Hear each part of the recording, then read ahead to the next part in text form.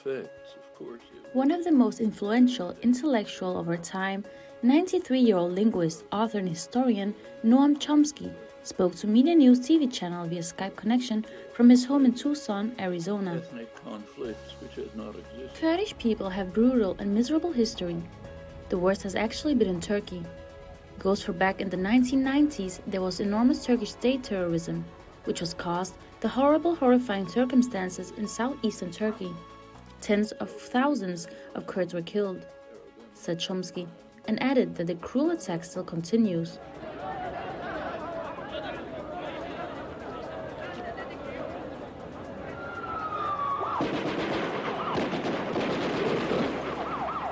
In the 1990s, there was enormous Turkish terrorism, which was caused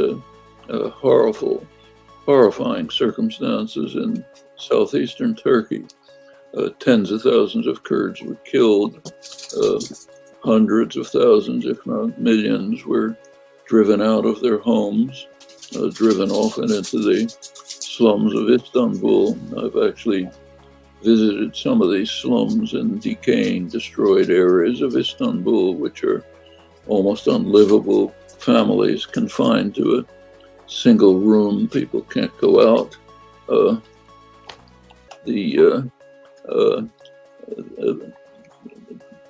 In the early 2000s, there was some relaxation, improvement. You could sense, I traveled there a couple of times, you could sense the differences. There were some hope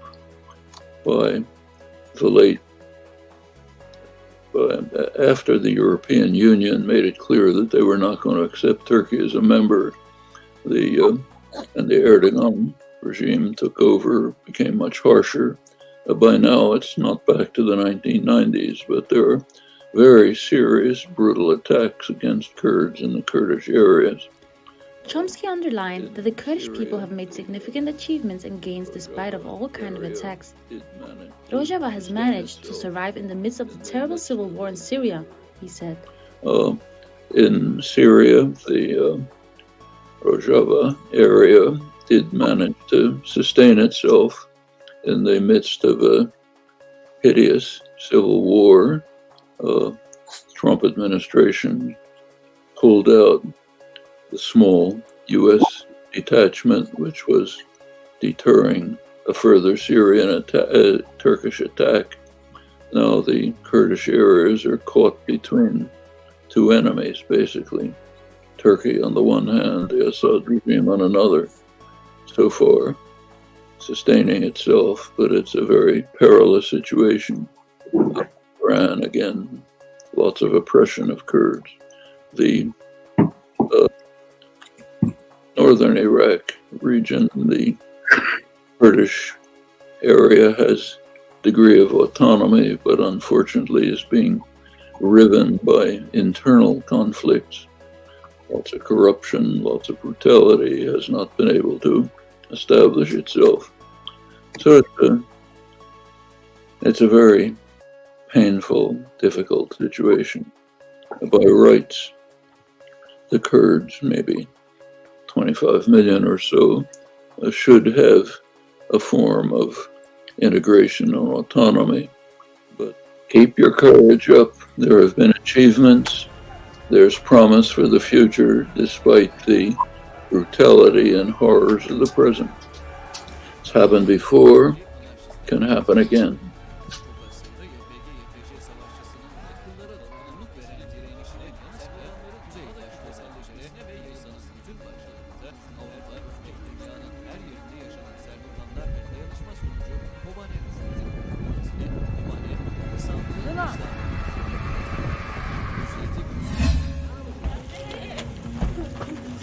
A Yazidi woman abducted by ISIS in 2014 has been returned to her family 8 years on from the start of her ordeal.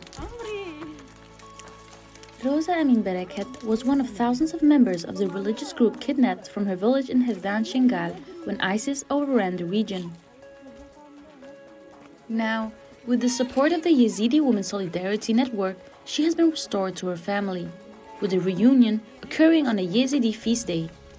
Now Ms. Bereket says she aims to become a doctor in order to help other women suffering in the region. "I feel like I'm a reborn," she said. "All Yazidis living in Rojava and Yazidi women have supported me.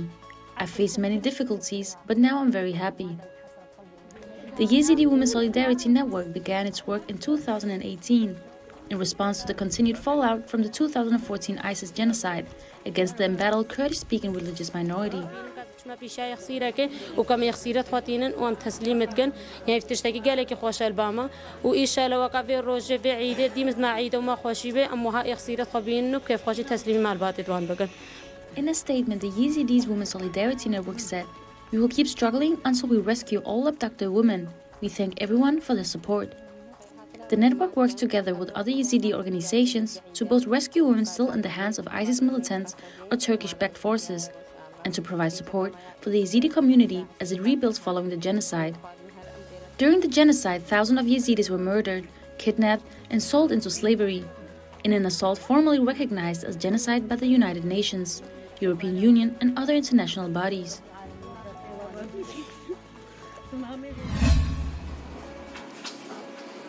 The Kurdish-led PKK guerrilla have shared images of what they say are chemical weapons and armaments seized during fighting in Iraqi Kurdistan. The large volumes of explosive, including material linked to chemical weapons use, are cited as proof of Turkey's intention to conduct war crimes during ongoing operations in the region being conducted by the Turkish armed forces.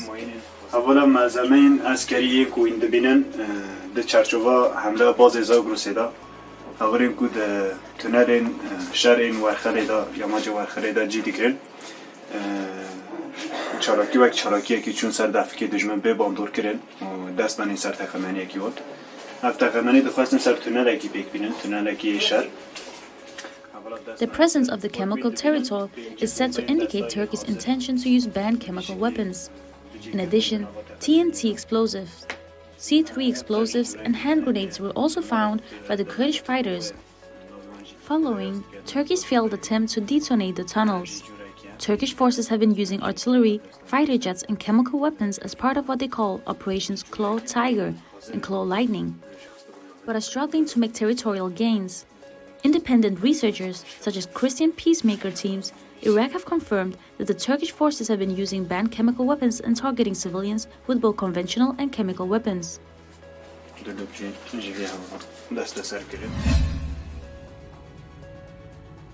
The Euphrates General Hospital in Deir-Ez-Zor has expanded in operations, setting up a laboratory and operating theater. The hospital, in the war-torn region, has performed over 40 surgeries since the beginning of the year. Deir-Ez-Zor, a majority Arab region which was the last ISIS stronghold prior to their final defeat as a territorial force in March 2019, has suffered a continued ISIS insurgency since then. In addition, ISIS militants destroyed most of the region's infrastructure, conducting a scorched earth policy as they retreated through the region. The hospital in the town of Abu Hammam was also destroyed in the fighting as ISIS overran the town and confiscated all medical equipment. But following the liberation of the region, the hospital was reopened on March 18, 2021, 2 years on from ISIS' defeat as a territorial force.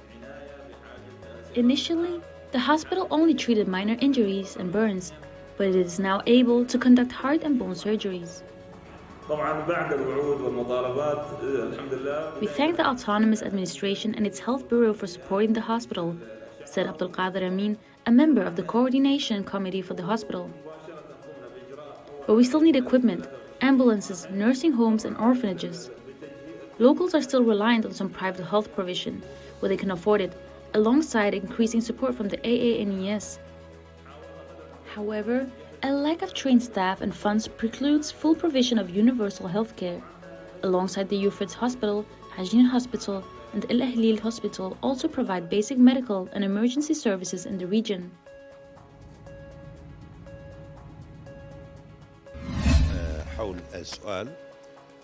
The head of a major Arab tribe in north and east Syria has called for the PKK to be removed from international terror list. Speaking in the name of local sheikhs and tribal elders, Salah al-Salman of the Al-Bukemal Tribal Assembly said, The PKK was a humanitarian party that defended his local region, Deir-Ez-Zor, against terrorism.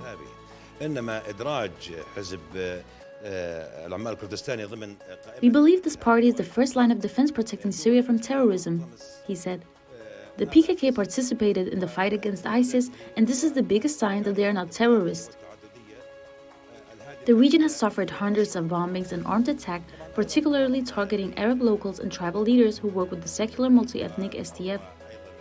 Nonetheless, Arab locals are working together with their Kurdish neighbors to the north as part of a system of brotherhood of the peoples, inspired by the ideology of the PKK or Kurdistan Workers' Party. It is only Turkey, the USA, and the EU which consider the PKK to be a terror organization. As such, there are ongoing calls for the international community to reconsider its current de facto listing of the PKK as a terrorist organization. Critics say the PKK is only included on terror lists at Turkey's behest to stifle legitimate debate or any attempt toward a resolution of the crisis in Turkey. But the Kurdish movement's leading role in the struggle against ISIS has brought new attention to the apparently arbitrary nature of this ruling.